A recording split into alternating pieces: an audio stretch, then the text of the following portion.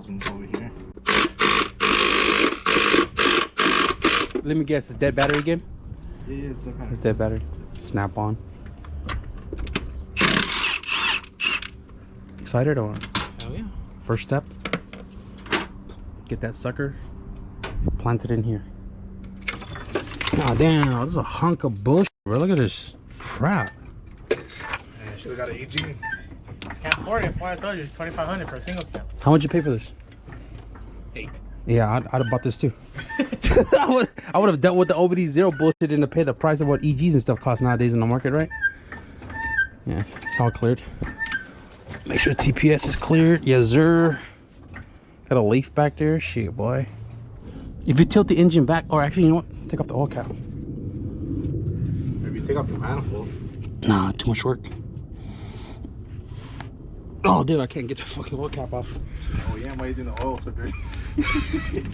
Is that why you don't change your oil fluid? Shit doesn't come off or what? Yeah, so.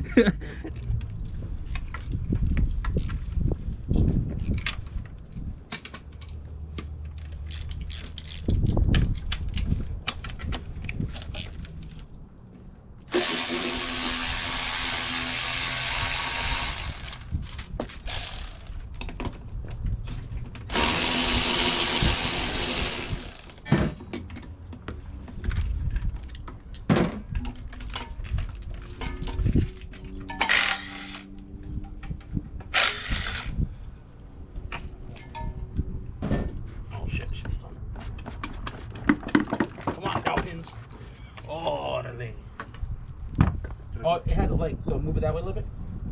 Right there. Sketch! I used to wear Skechers. Don't judge me. What is going on, you guys? Welcome back to the channel. So today we're back at Hakim's house. Today we're working on Alex's DB1 right here, and we're swapping it with the engine we put together the other night. And by the time I got here, these guys already got like half the stuff already disconnected, so I just kind of like helped them a little bit with small stuff that was still attached to the firewall, and we finally got the engine out. So we just literally stripped everything off of this engine that we're gonna need for that engine over there, and we're pretty much ready to take this thing off the big dolly so we can get that engine here, swap the tranny, harness, and then it goes back into the car. 1, 2, 3. There you go. Yeah. Yeah, no.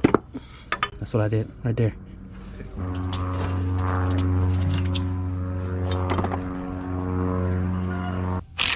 Yes, sir. Got that new clutch in there. I mean, it's got a old pressure plate, but a brand new 6-puck, right? Yeah. Brand new flywheel. Ready to get the ball rolling on this sucker.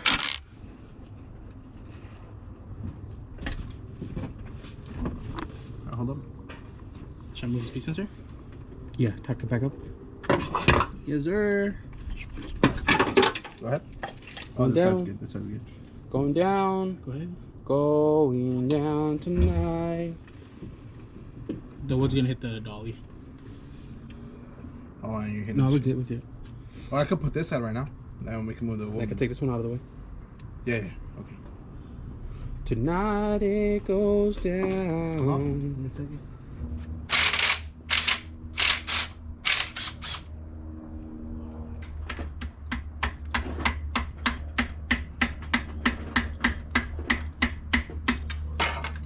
Hey, from down there, lift the back of the tranny forward.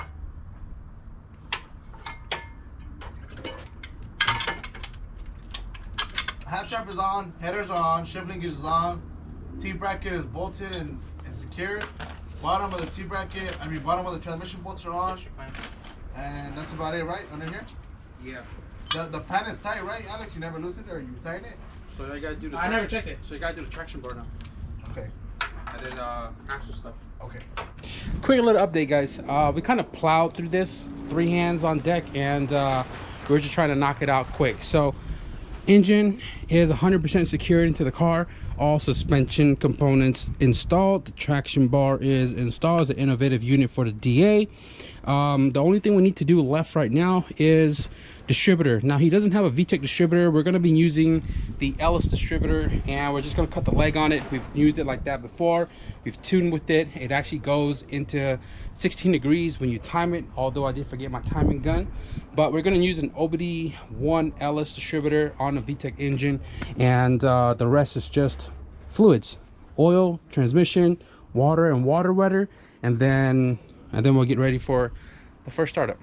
Oil, transmission, water, water wetter, Ellis distributor, dead centered. I don't have my timing gun. About to do his first startup right now. We did check for fuel leaks and we are good. Hey, ready when you are.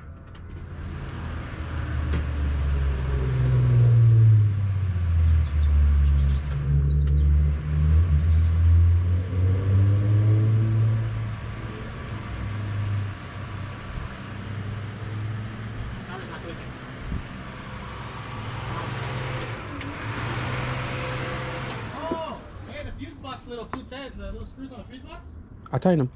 Did you connect the little, like, little connector for my button? Oh, your power source. There you go. So stupid. Take two. Take two.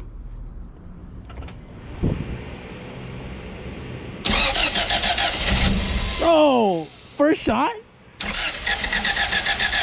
Give a little throttle. Boy, you better chill.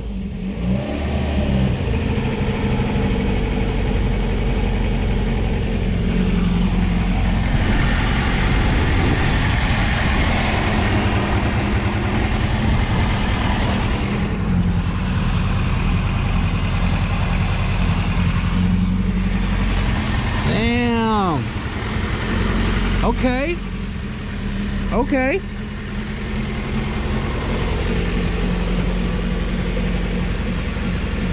So water wetter water is bleeding out right now. A lot of the hoses are hot except this one right here. We're waiting for the thermostat to open. Had to tweak with the throttle body a little bit to get the idle to hold. Man, it's pretty hot in here already. But yeah, we're just letting it warm up real quick, burp the whole system, see where the idle sits, and then we'll adjust the throttle body accordingly. Earlier it didn't stay on its own, but it is now. I'm just adjusting this little screw right here at the bottom. And then, like I said, once the engine warms up, we'll adjust it accordingly. But man, this thing sounds awesome. We just assembled it like what, 2 days ago? The block was sitting right there for how long? Like 8 months maybe? 8 months, dang. Took the block, well, he actually took the head off and then took it to the machine shop. And then the block was just sitting there for a cool minute waiting for, you know, when everything was complete. He literally brought everything that night. We assembled everything. And then the only thing that we needed to throw on the engine is whatever we needed to take off from the Ellis engine, which we did today. It looks kind of naked over there. But we got everything we need to make the job a 1.5 day job. And hey, car is on. He's excited. It sounds good. There's no smoke. It's got good compression. Hopefully within the next week or so. Two noises. So Scooby-Doo pop pop. That's gonna go Scooby-Doo pop pop later. But this is gonna go Scooby-Doo pop pop soon. Soon. So got the car all warmed up. Everything's looking good. Idle's looking good. And he's running a stock P72 ECU. Hey, you trying to sell this ECU or what? Later, right? Yeah, later down the road. Maybe.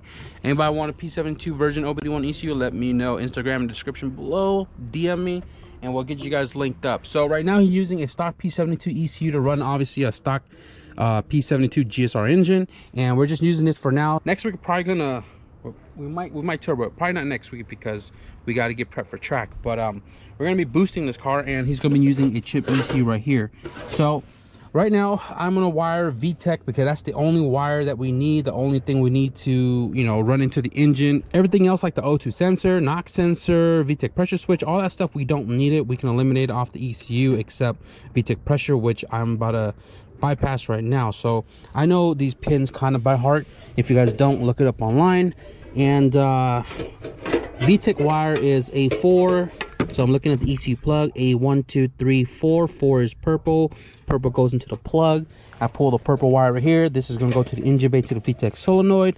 And then we got to bypass VTEC pressure switch, which is D6. Last plug over here, 1 2 3 4 5 6 gray wire.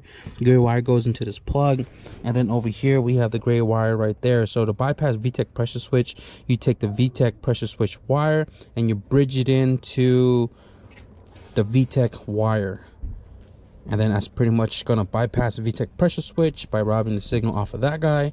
So I'm gonna bridge this together right now. So VTEC pressure, gray, VTEC wire, purple, split the two in half, bridge it together with another piece of wire. Now typically I would solder this, but because I'm not at home and I don't have my tools, I don't have the soldering iron, all I did was bridge them together, tied it really nice and tight, and then we're just gonna use electrical tape if I could find it somewhere here. But that's all we're gonna need right now, VTEC wire, and it's still gonna throw check engine lights because stock P72 ECU still look for certain sensors that we don't have. But electrical tape that, run the purple wire to the engine bay, to the VTEC solenoid, plug this up, and then he should have VTEC, but we're gonna be babying the engine until then. We're not worried about cracking VTEC. Is that what we do it or what? Burnouts to ensure everything's gonna work? Yeah. I feel it. So we got the car all warmed up and everything, right? We ran the VTEC wire, all that stuff, really just buttoning it up. And we were getting ready to go to get something to eat, clean everything up, so on and so forth, right? And then we turned the car off. And we finally turned the car back on. And then what did it do? ECU wasn't getting power. Car didn't turn on. So we were sitting here for like freaking almost an hour trying to figure out why the ECU wasn't turned on. Swap distributor, swap main relays, ECUs, and then we finally checked. There was no spark, there was no fuel pressure, cell light didn't go off. So we were like, hey, there's a little system that the main relay does with the ECU and all that. We find out that the ECU is actually not getting power. So it not getting power kind of point us back to the main relay. So we traced the wire and all that. We still didn't get any ECU power from the main relay, so we don't really know what was going on. Because we were hungry, we just bypassed the main relay real quick. Car turned back on, everything worked, fuel's there, spark and all. But right now we're just pinned at the main relay just to make sure that this car runs and he can take it home and drive it to work and stuff tomorrow. But we are wrapped up with this car for right now. We'll go grab something to eat, and I don't know, maybe we'll pick up with this car again when we make some choo-choo noises. Yeah, that's pretty much gonna be it for today's wrenching part of the video. So yeah, so I'm dropping my car off. Yeah. For sure.